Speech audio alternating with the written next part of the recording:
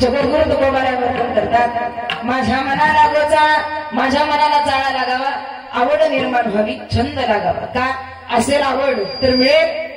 तुम्हाला आवड आहे म्हणून तुम्ही इथं आलात, कीर्तन ऐकायला बसलात, बरोबर ना? आवड आहे म्हणून आलात.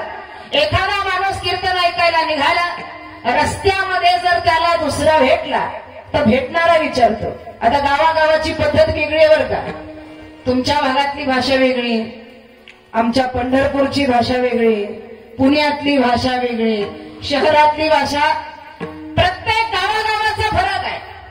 शहरामध्ये कीर्तन चालू झालं, तिकडं पुण्या मुंबईला कीर्तन चालू झालं, एखादा माणूस कीर्तनाला निघाला, रस्त्यामध्ये जर त्याला दुसरा भेटला की तो भेटणारा विचारतो कसा.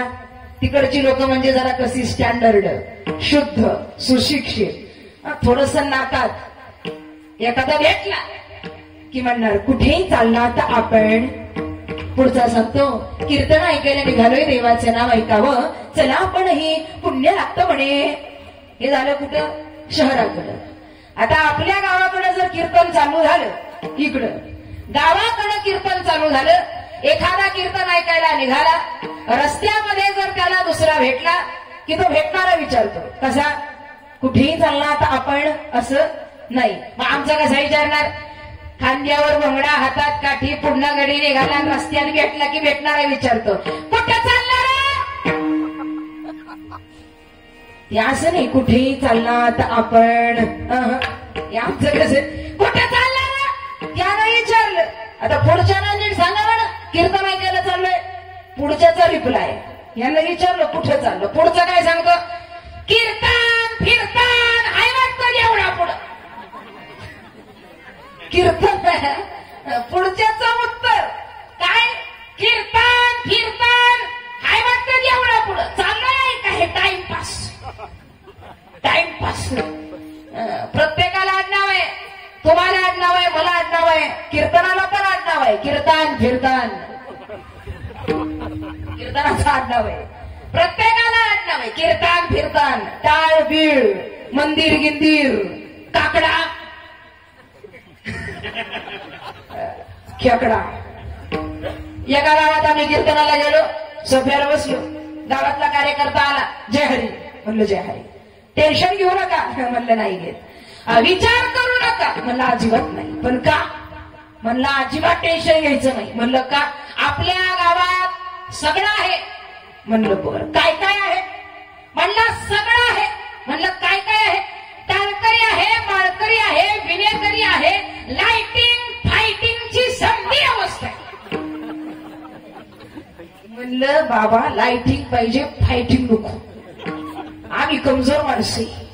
आडनावाचा प्रकार. आता ऐका, गावात कीर्तन चालू झालं, बळजबरीनं कीर्तनात येऊन बसला, बळजबरीनं आला आणि बसवलं पुढं. गावातली लोक नावं ठेवतील म्हणून पुढे येऊन आपलं जागराचं कीर्तन शेवट तरी हजरी लावा, बसलं येऊन. आता बसला कीर्तनात, इकडे कीर्तन चालू आणि इकडे डोक्यात विचार चालू. आलोय खरं, बसलोय खरं, घराला कुलूप लावलंय खरं, पण त्या कुलपाला झटका देऊन काही बघितला? कुलपाला झटका बसलाही तर रामकृष्ण हरी चालू, तुका मध्ये चालू, याचं ध्यान कुठेही कीर्तनात, याचा झटका. आता याचा झटका कुलपाला लागला आणि देवाने विचार केला काय? हे बसलं ही तर झटके कुलपाला, तुला झटका. निघ वर म्हणले, तू इथं काही काम नाही, तू कीर्तनात बसून तिकडे झटके, तू निघ वर. आता महाराज हे कीर्तनात वर गेलं हे. आता मला सांगा, हे कीर्तनात गेलं, उदाहरणार्थ कीर्तनात एखादा माणूस गेला की मग आता गावातली आमची भाविक लोक काय म्हणणार? तुम्ही काय भाग्यवान आहे हो, काय पुण्यवान आहे हो, कीर्तनात मोक्ष मिळाला. आता मला खरं सांगा, हे कीर्तन ऐकून मेलं का?